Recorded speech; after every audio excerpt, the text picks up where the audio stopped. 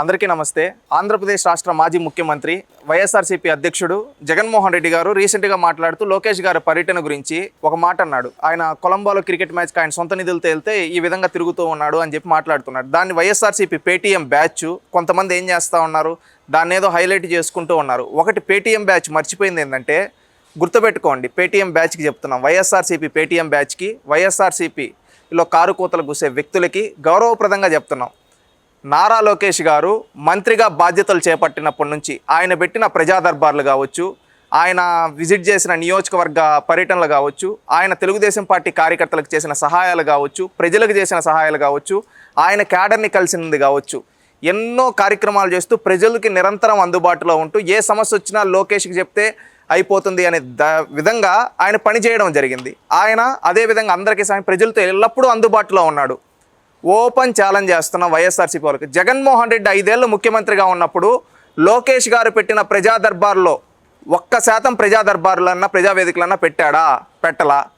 కనీసం వాళ్ళ పార్టీ ఎమ్మెల్యేల కన్నా అపాయింట్మెంట్లు ఇచ్చాడా? ఈరోజు లోకేష్ గారు ఒక రాజకీయాల పరంగా కాకుండా ఒక హ్యూమన్ టచ్తో రాష్ట్రంలో ఉండే ప్రతి పార్టీలకు అతీతంగా ప్రతి ఒక్క ఎమ్మెల్యేల కూటమిలో ఉండే ఎమ్మెల్యేలు అందరితో కలుస్తూ వాళ్ళ సాధక బాధకాలు తెలుసుకుంటూ ఒక నాయకుడిగా వాళ్ళందరితో కలిసిపోయాడు.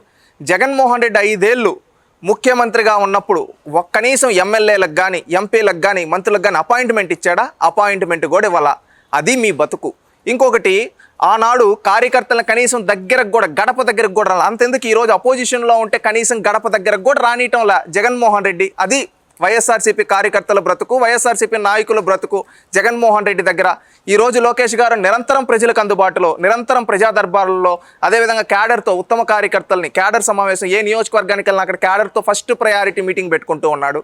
అది నాయకుడికి ఉండే లక్షణం. ఈరోజు మీరు ఆయన ఒక్క మ్యాచ్కి వెళ్ళాడు అంటున్నారు. ఆయన ఆ రోజు మ్యాచ్కి వెళ్ళింది ఆదివారం రోజు ఆయన సొంత నిధులతో వెళ్ళాడు. అదే సోమవారం రోజు బిల్గేట్స్ ప్రోగ్రాం ఉంటే మంత్రిగా తన బాధ్యతను వచ్చి నిర్వర్తించాడు. అదేవిధంగా పక్క రోజు శాసనసభ ఉంటే శాసనసభకు వస్తూ ఉన్నాడు.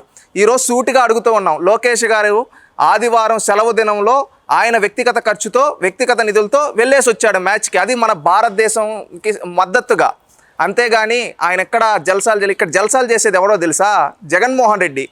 ఈరోజు ఒక శాసనసభ్యుడిగా ఉండి కనీసం శాసనసభకు రావటంలా. దీన్ని అడగండి రా పేటీఎంస్.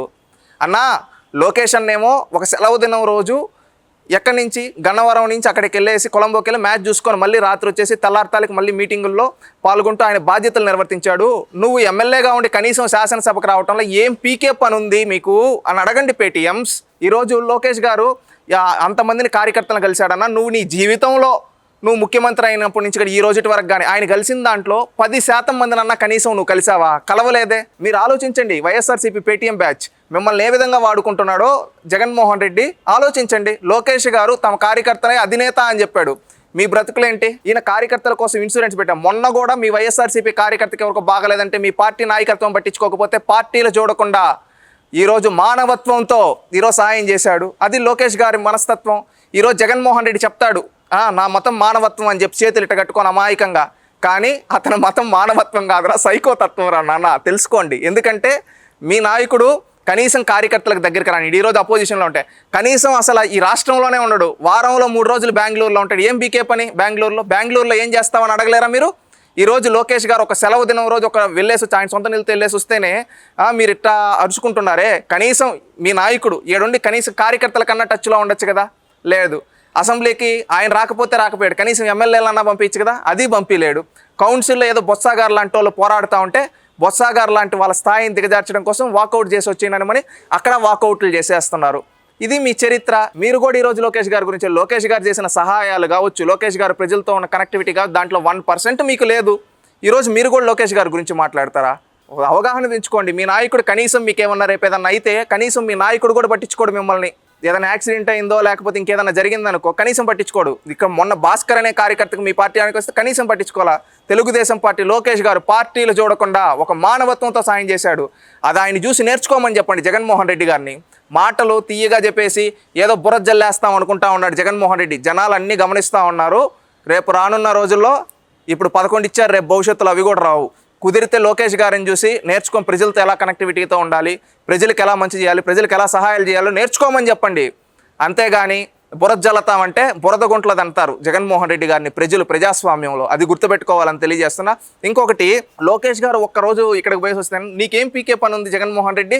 ప్రతి వారానికి 2 సార్లు బెంగళూరు నుంచి ఇక్కడికి గన్నవరం ఎయిర్పోర్ట్లో అతను ఒక వ్యక్తి ఉన్నాడు, దేవినేని అవినాష్. ఆ దేవినేని అవినాష్ 50 మందిని తీసుకొని వచ్చి నువ్వు వచ్చినప్పుడు నీకు జిందాబాదులు కొట్టడం కోసం ఏడుస్తూ ఉన్నాడు, పక్కన వాళ్ళతో ఏడుస్తూ ఉన్నాడంట. ఏంట్రా నాకు ఈ కర్మ, నేను ఈ విజయవాడలో బుడ్డమైన కర్మ, ఎందుకంటే ఈ జగన్ గారు వచ్చిన ప్రతిసారి అని అంటూ ఉన్నారంట జగన్మోహన్ రెడ్డి గారు. అది తెలుసుకోండి, ఎందుకంటే మీ కార్యకర్తలు మిమ్మల్ని అసహించుకుంటా ఉన్నారు. ఇంకొకరి పైన ఈ విధంగా చవాక్కులు పేల్చకుండా ఫస్ట్ మీ కింద ఉండే నలుపుని చూసుకొని సరి చేసుకోమని ఆంధ్రప్రదేశ్ రాష్ట్ర ప్రజలు చెప్తున్నారు. లోకేష్ వయసులో చిన్నోడైనా మీకన్నా ఎంతో మెచ్యూరిటీతో ఎమ్మెల్యేలతో కలవడం కావచ్చు, ప్రజలతో కనెక్టివిటీ కావచ్చు, అన్నీ ఉన్నాయి. నీకు ఏమిలే, నీకుండేది మానవత్వం కాదు, సైకోతత్వం ఉంది. ఆ సైకోతత్వం తగ్గించుకొని మానవత్వంతో ఉండాలని గౌరవ రాష్ట్ర మాజీ ముఖ్యమంత్రి వాళ్ళు ప్రస్తుత వైఎస్ఆర్సీపీ అధ్యక్షులు జగన్మోహన్ రెడ్డి గారికి సవినీయంగా తెలియజేస్తా ఉన్నాం. అంతేగాని బురద జల్లాలనుకుంటే మిమ్మల్ని బురద గంటలో దంతారు. Please subscribe to Leo News for more videos.